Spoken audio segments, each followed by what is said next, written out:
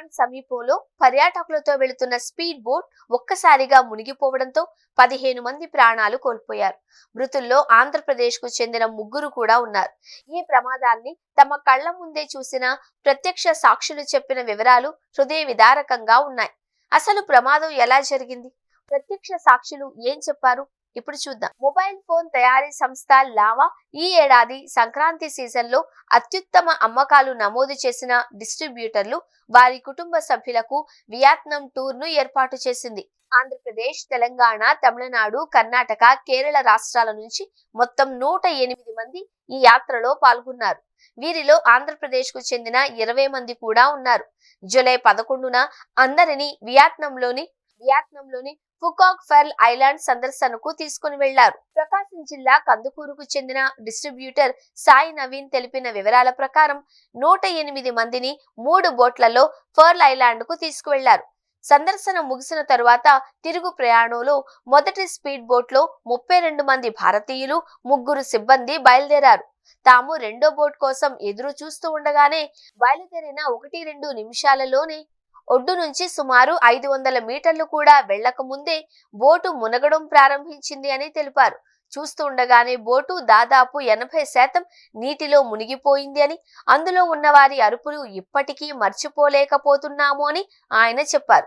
ఈ ఘటనను గమనించిన రెస్క్యూ బృందాలు వెంటనే చిన్న బోట్లలో అక్కడికి చేరుకొని సహాయక చర్యలు చేపట్టాయి. అయితే అప్పటికే 15 మంది ఉప్పు నీరు మింగి ఊపిరాడక ప్రాణాలు కోల్పోయినట్లు ప్రత్యక్ష సాక్షులు తెలిపారు.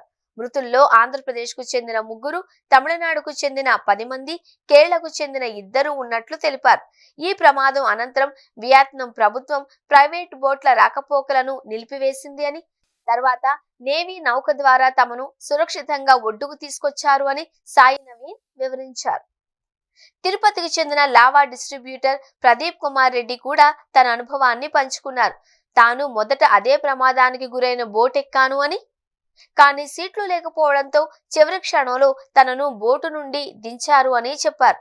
తనతో పాటు ఉన్న కడపకు చెందిన స్నేహితుడు శ్రీధర్ ను కూడా దిగాలని కోరినా తరువాతి బోటులో వస్తావు అని చెప్పడంతో తాను దిగిపోయాను అని తెలిపారు. అయితే తన స్నేహితుడు అదే బోటులో ఉండిపోయి ప్రాణాలు కోల్పోయాడు అని కన్నీటి పర్యంతమయ్యారు. ప్రమాదం తర్వాత తాను రెస్క్యూ బోట్లో వెళ్లి కొందరును బయటకు తీసుకొచ్చినా తన స్నేహితుడిని మాత్రం కాపాడలేకపోయాను అని ఆవేదన వ్యక్తం చేశారు. ఈ ప్రమాదంలో గాయపడిన వారిని వెంటనే ఆసుపత్రులకు తరలించారు. వారిలో చాలా మంది కోలుకోగా మచిలీపట్నానికి చెందిన గెల్లి కిషోర్ ఇంకా వియత్నాంలో చికిత్స పొందుతున్నారు. మరోవైపు మరణించిన వారి మృతదేహాలను స్వదేశానికి తరలించే ప్రక్రియ కొనసాగుతోంది. లావా సంస్థ కూడా అధికారిక ప్రకటన విడుదల చేస్తూ 86 మంది సురక్షితంగా భారత్ కు చేరుకున్నారు అని, మిగిలిన బృందం అధికారిక ప్రక్రియలు పూర్తి చేసేందుకు వియత్నాంలోనే ఉంది అని తెలిపింది. ఆనందంగా ప్రారంభమైన విదేశీ విహారయాత్ర కొన్ని క్షణాల్లోనే విషాదంగా మారింది. 500 మీటర్లు కూడా ప్రయాణించక ముందే జరిగిన ఈ ప్రమాదం ఎన్నో కుటుంబాలలో తీరని విషాదాన్ని మిగిల్చింది. ఈ ఘటనపై మీ అభిప్రాయాన్ని కామెంట్ రూపంలో తెలియచేయండి.